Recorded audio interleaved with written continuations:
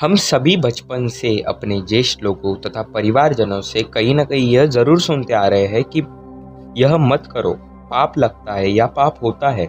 लेकिन वास्तव में पाप क्या है? पाप की व्याख्या हम समझ नहीं पाते। पाप क्या है? सबसे बड़ा पाप कौन-सा है? पाप करने से क्या होता है? यह हम में से अधिकतर लोग नहीं जानते। तो आइए जानते हैं आज की इस वीडियो में कि आखिर पाप क्या होता है? कौन-सा पाप इस संसार का सबसे बड़ा पाप है और पाप करने से क्या होता है? तो नमस्कार दोस्तों, स्वागत है आप सभी का माइथोलॉजी विद एजे पर। वास्तव में पाप और अधर्म लगभग एक ही है। शास्त्रों तथा पुराणों में बताया गया है कि मनुष्य धरती पर रहकर जो अच्छे या बुरे कर्म करता है, उन सभी कर्मों का लेखा जोखा उसकी मृत्यु के बाद होता है और उसके अनुसार सजा या पुनर्जन्म मिलता है। ईश्वर की दृष्टि में आपके अच्छे कर्म या फिर जो भी अच्छे या नेक काम आप करते हैं जिससे संसार का हित हो, उन सभी कामों को पुण्य कहा जाता है। और कुकर्म या फिर बुरे काम जिससे कि संसार के छोटे से छोटे जीव या बड़े से बड़े जीव को हानि हो या उसका हित न हो, उसे पाप कहा जाता है। पुराणों में कई अच्छे और बुरे कर्मों के बारे में बताया गया है। गरुड़ पुराण और कठोपनिषद में यह बताया है कि मनुष्य को अपने दुष्कर्मों के कारण इस मृत्यु लोक में ही नहीं बल्कि मृत्यु लोक के बावजूद भी मुक्ति नहीं मिलती। गरुड़ पुराण में उल्लेख मिलता है कि मनुष्य धरती पर जो कुछ भी पाप यानी दुष्कर्म करता है, उन सभी पापों की अलग अलग सजा बारी बारी से उसे मृत्यु लोक के बाद मिलती है।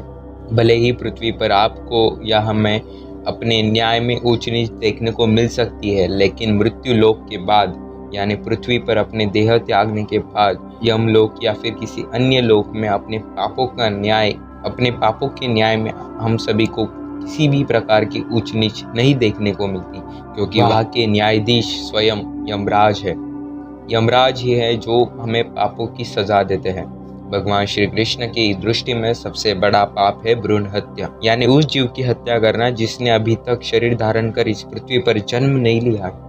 ऐसे जीव की हत्या जिसने ना तो यह दुनिया देखी है, ना ही उसने कोई पाप किया है, फिर भी उस नन्हे निर्दोष जीव का वध करना यानी हत्या करना इस संसार का सबसे बड़ा पाप कहलाता है।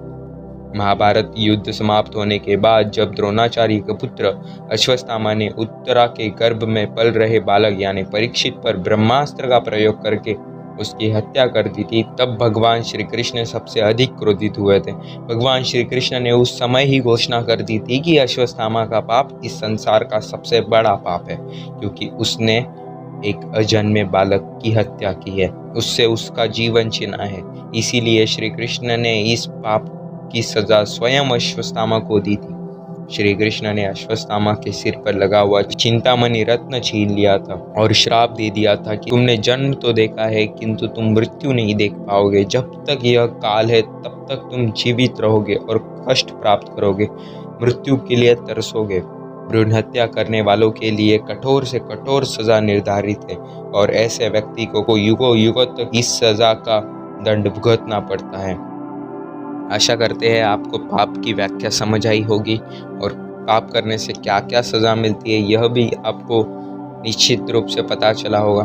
तो आज की वीडियो में बस इतना ही। मिलते हैं अगली नई वीडियो में, तब तक के लिए राधे कृष्णा।